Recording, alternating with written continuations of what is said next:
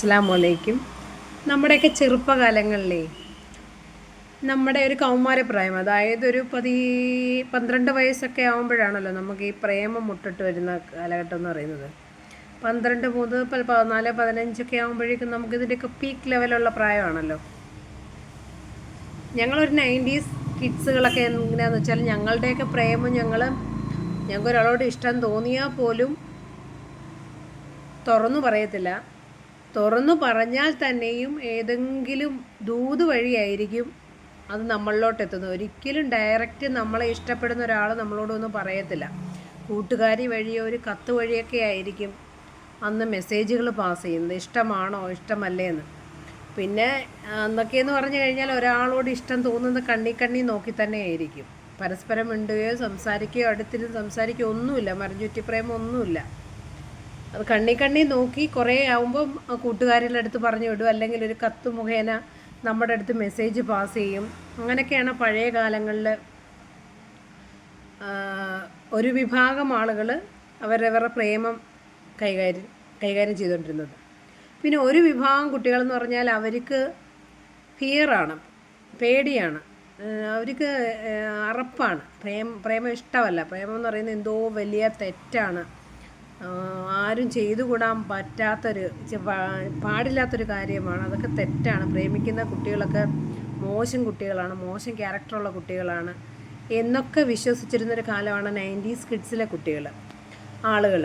അതുപോലെ തന്നെ അഥവാ നമ്മൾ പ്രേമത്തിൽ വീണു പോയാൽ തന്നെയും അടുത്ത് നിന്ന് സംസാരിക്കുകയോ ടച്ച് ചെയ്യുകയോ ഒന്നും ഇല്ല. നമ്മൾ അടുത്ത് നിന്ന് സംസാരിക്കുകയോ ടച്ച് ചെയ്യുകയോ ചെയ്തു കഴിഞ്ഞാൽ നമ്മൾ പ്രഗ്നൻ്റ് ആവും, എങ്ങനെയൊക്കെയുള്ള തെറ്റിദ്ധാരണകൾ.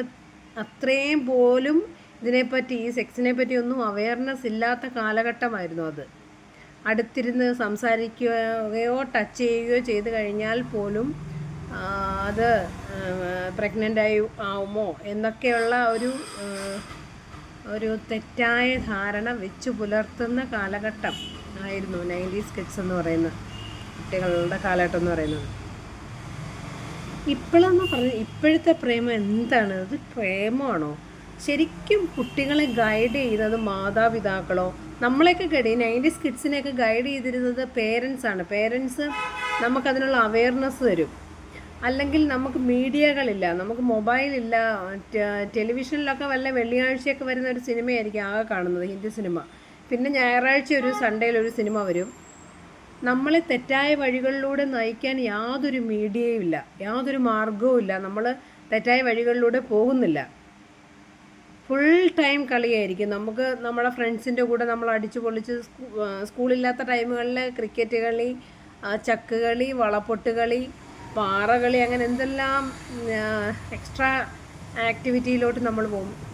ഇപ്പോഴത്തെ കുട്ടികളെന്ന് വെച്ചാൽ ഫുൾ ടൈം മൊബൈലിൻ്റെ ഫ്രണ്ടിൽ, അല്ലെങ്കിൽ മറ്റെന്തെങ്കിലും ലാപ്ടോപ്പോ, അല്ലെങ്കിൽ അവർ ഏത് മാർഗേന അവരുടെ ടൈം അവർക്ക് സ്പെൻഡ് ചെയ്യാൻ ടൈമില്ല. അവർക്ക് വെളിയിലോട്ട് പോയി ഇറങ്ങി കളിക്കാൻ കൂട്ടുകാരില്ല. ഒന്നാമത്തെ കാര്യം, കളിക്കാൻ ടൈമില്ല.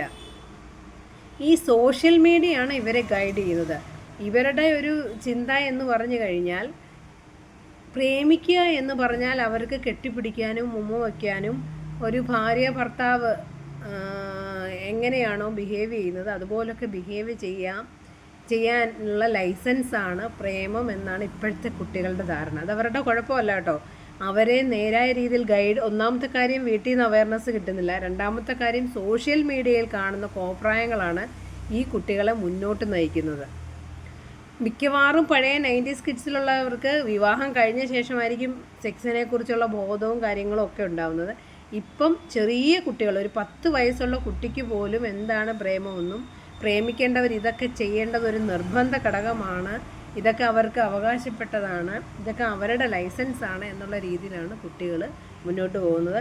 മിക്കവാറും ഉള്ള ഗവൺമെൻറ് സ്കൂളിലാണേലും പ്രൈവറ്റ് സ്കൂളുകളിലാണേലും മിക്കവാറും ഉള്ള കുട്ടികളൊക്കെ 15 വയസ്സിലും 14 വയസ്സിലൊക്കെ പ്രഗ്നൻ്റ് ആവുന്ന കണ്ടീഷനുകൾ കാണുന്നുണ്ട്.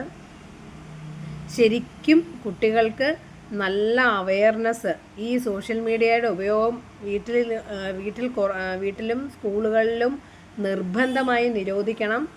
കുട്ടികൾക്ക് നല്ലതുപോലെ അവയർനെസ് കൊടുക്കണം. എന്താണ് സോഷ്യൽ മീഡിയ എന്നും അതുവഴി ഉണ്ടാകാൻ പോകുന്ന വിപത്തുകൾ എന്താണെന്നും നമ്മുടെ ആൺ സുഹൃത്തുക്കളോട് എത്ര അകലം പാലിക്കണമെന്നും നമ്മുടെ ശരീരത്തെക്കുറിച്ചുമൊക്കെയുള്ള നല്ല അവയർനെസ് കുട്ടികൾക്ക് കൊടുക്കണം. അതിനുള്ള നിയമങ്ങൾ മുന്നോട്ട് വന്നില്ലെങ്കിൽ നമ്മുടെ മുൻ തലമുറ വളരെ അപകടത്തിലോട്ടാണ് മുന്നോട്ട് പോയിക്കൊണ്ടിരിക്കുന്നത്.